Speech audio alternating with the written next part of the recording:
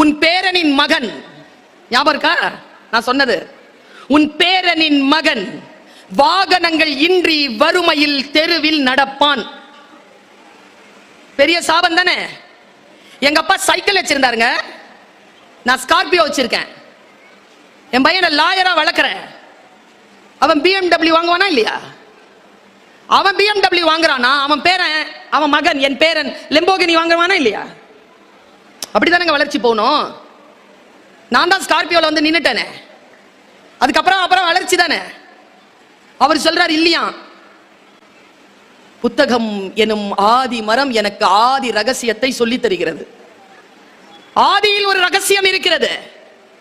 காலம் உருண்டோடினாலும் காலத்தின் ஃபார்முலா இருக்குல்ல, அது ஒருபோது மாறுவது இல்லை. காலத்தின் ஃபார்முலாவை நீங்க புரிஞ்சுக்கணுங்கிறதுனால அந்த ஆப்பிரிக்க எழுத்தாளனுடைய வார்த்தையை நான் சொல்கிறேன். கவனம். பாருங்களேன், வாழ்க்கையை மாத்தி போடுற ஒரு விஷயத்தை சொல்ல போறேன். ஸ்டேஜ்ல எல்லாருக்கும் டிஃபன் வைக்கிறாங்க. 40% கண்ணு அங்கதான் போச்சு. நான் காலேஜ்ல டீச்சரா இருந்தவன். என் கிளாஸ்ல யாரு என்னன்றத பார்த்தாலே தெரிஞ்சிடும். 25 வருஷத்துல ஒரு பிள்ளை கூட ஃபெயில் ஆனதில்லை, ஃபெயிலாவ விட்டதில்லை. ஏன்னா கவனம். ஒரு விஷயத்தை சொல்லிட்டு இந்த வாக்கியத்தை சொல்றேன். இந்த நாயனை வாசிக்கிறவனுக்கு முன்னால உட்காந்துட்டு மாங்காய் சாப்பிடப்படாது. நாங்கெல்லாம் பசியோட உட்காந்துருக்கோம்ல, பசியோட தானே உட்காந்துருக்கீங்க. சாப்பிடலாமா அவங்க? பாருடா, நுட்பமான ஒரு வார்த்தையை சொல்லிவிட்டு இந்த வார்த்தையை சொல்றேன். நம் வாழ்க்கையை மாற்றக்கூடிய ஒரு செய்தி நம்மை வந்து சேர்கின்ற பொழுது நம் கவனம் சிதறக்கூடிய நிகழ்ச்சிகள் சமூகத்தில் நடக்கும். அந்த கவன சிதறினால், கவனம் அந்த பக்கம் போறதுனால, அதை பார்க்கறதுனால நம்ம வாழ்க்கையில எந்த ஏற்றமும் நடக்காது. இப்போ இங்க வந்து ஸ்நாக்ஸ் வச்சுட்டு போனாங்க, அதை பார்த்தா ஏதாவது வாழ்க்கையில் வளர்ந்துட்டோமா? இந்தா மிக முக்கியமான விஷயத்தை சொல்லிட்டு இருக்கும்போது உங்க கவனம் சிதறி மறுபடியும் இதே மனநிலையில் நீங்கள் இருக்க இதே வார்த்தை வந்து சேர்வதற்கு 30-40 வருஷம் ஆயிடும். கவனத்தை சிதறடிக்காது. எதுவாக இருந்தாலும் நான் பேசிக்கிட்டு தானே இருக்கேன். ஸ்நாக்ஸ் வச்சதை நான் பார்த்துட்டேன், ஆனா என் கவனம் சிதறல, பேசிக்கொண்டே இருக்கிறேன். கவனம் என்பது மற்ற எதையும் கவனிக்காதது அல்ல. நீங்கள் எதை கவனிக்கிறீர்களோ அதன் மீது கவனமாக இருப்பதற்கு பெயர் தான் கவனம். மற்றதெல்லாம் தெரியும், ஆனால் கவனம் ஒன்றின் மீது தான் இருக்கும். பாருங்க, அவர் சொல்ற வார்த்தை, உன் பேரனின் மகன் வறுமையில் தெருவில் நடப்பான். அதுக்கு அவரு 4 காரணங்களை சொல்றார். என் பேரனின் அல்ல, இங்க இருக்கக்கூடிய உங்கள் பேரர்கள் கூட இதில் அடக்கம். 4 விஷயத்தை மனசுல உள்வாங்கி வச்சுக்கோங்க. நம்பர் 1 ரூல், ஆதி ரூல். சிரமமான சூழல் வலிமையான மனிதனை உருவாக்கும். நான் உருவானது போல் சிரமங்க. என்ன இங்க இருக்கிற எத்தனை பேருக்கு என்ன தெரியும்? ஆல்மோஸ்ட் எத்தனை வருஷமா தெரியும்? 3 வருஷமா தெரியுமா? மொபைல்ல வந்து 3 வருஷமா தெரியுமா? 3 வருஷமா தெரியுமா? 3 வருஷத்துக்கு முன்னால இந்த மொபைல்ல நான் வர்றதுக்கு இதற்கு முன்னால 27 வருஷம் உழைச்சிருக்கேன். 27 ஆண்டுகளின் உழைப்பு தான் ஒரு நாளில் உங்களுடைய திரையில் நான் வருகிறேன். அந்த உழைப்பிற்கான வெளிச்சம் தான். அதை நீங்க மாத்தாம ஃபுல்லா கேட்டுட்டு அப்படி கடக்குறீங்க. இத புரிஞ்சுக்கலாம்ல. நாம ஒரு நாளில் யாரும் சாதனையாளர்களாக வர முடியாது. தொடர் உழைப்பு இருக்க வேண்டும். என்ன ஆகும்? சிரமமான சூழல் வலிமையான மனிதனை உருவாக்கும். Super. First statement. Second statement சொல்றேன். வலிமையான மனிதன் வசதியான சூழ்நிலையை உருவாக்குவான். நான் தான் வலிமையாயிட்டேனே, இனி எதுக்கு எனக்கு சைக்கிள்? புக் பண்ணு கார். வலிமையான மனிதன் வசதியான சூழலை உருவாக்குவான். இங்கதான் புத்தகத்தை ஏன் படிக்கணுங்கிறது. இதை யாரும் சொல்லி தர மாட்டாங்க, புத்தகம் தான் சொல்லி தரும். பாருங்க, வலிமையான மனிதன் வசதியான சூழலை உருவாக்குவான். வசதியான சூழல் வலுவற்ற மனிதனை உருவாக்கும். அடுத்து, வலுவற்ற மனிதன் சிரமமான சூழ்நிலையை உருவாக்குவான். சிரமமான சூழ்நிலையில் உன் பேரனின் மகன் தெருவில் வாகனங்கள் இன்றி நடப்பான். வாழ்ந்து கெட்ட குடும்பம், வாழ்ந்து கெட்ட குடும்பம்னு கேட்டிருக்கோமா? வாழ்ந்த குடும்பம் எப்படி கெட்டுச்சு?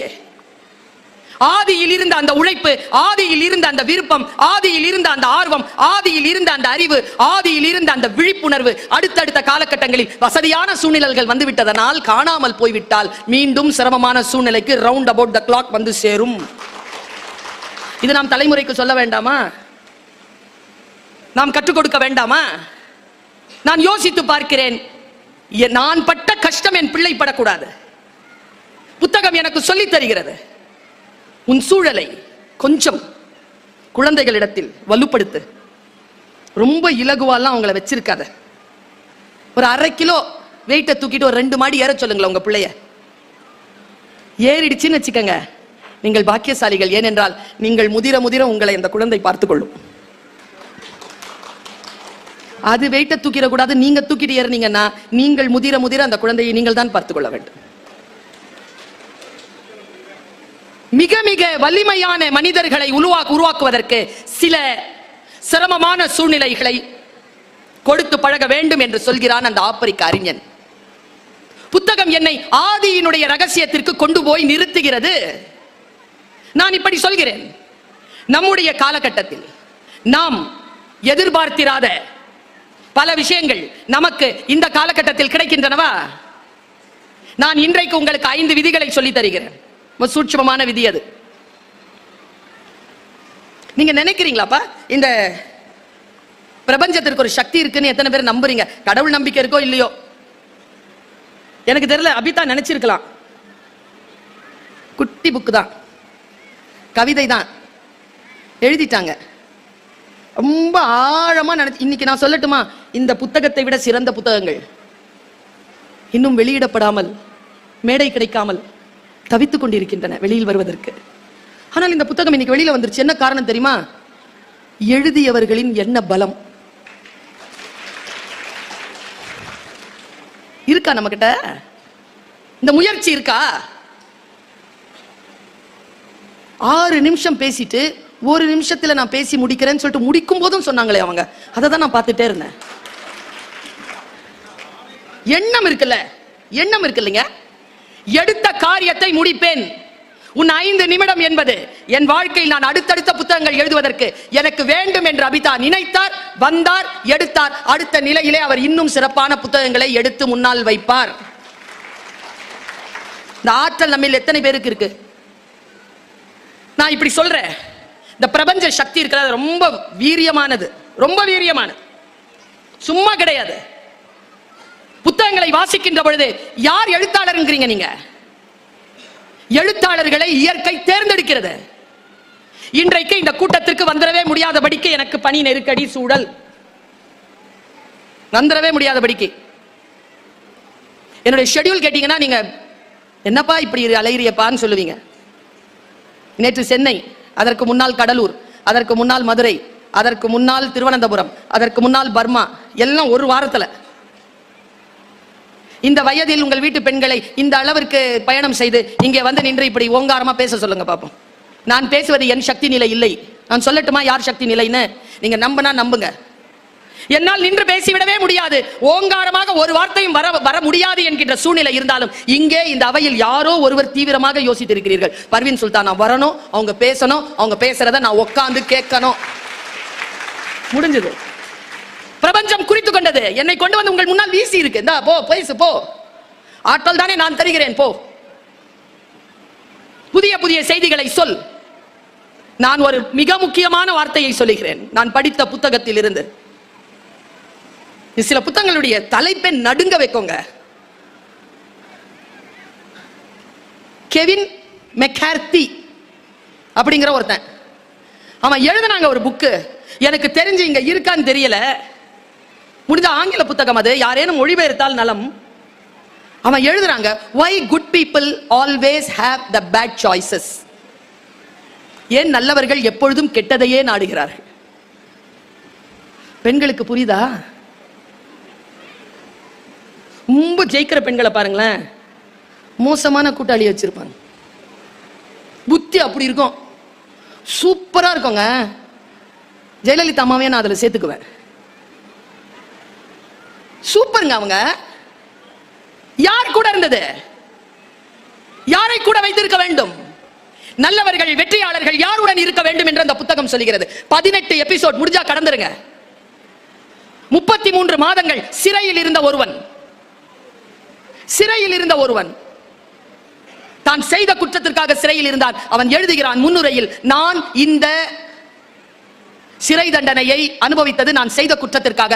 ஆனால் அந்த குற்றத்தை செய்யாமல் இருப்பதற்கான அத்தனை வாய்ப்புகளும் என்னிடத்தில் இருந்தன. ஆனால் நான் அதை தேர்ந்தெடுக்கவில்லை. இப்படி எழுதுறாங்க. அவன் எழுதுறதுல ரொம்ப எனக்கு பிடிச்சது என்ன தெரியுமா? Blind spot. புத்தகம் என்னை இழைத்துக் கொண்டு சென்று ஆதி சிந்தனையில் நிறுத்துகிறது. மனிதன் எதற்காக தோன்றினான்? அவன் நாகரீகமானவன், அவன் மொழி அறிந்தவன், அவன் கவிதை தெரிந்தவன், அவன் வார்த்தைகளை புரிந்து கொள்ளுகின்றவன். அந்த ஆதி மனிதன், மொழியை உருவாக்கிய ஆதி மனிதன், அவன் சொல்றான் அந்த வார்த்தையை. அப்படியே கடத்த முடிஞ்சா புரிஞ்சுக்கோங்க.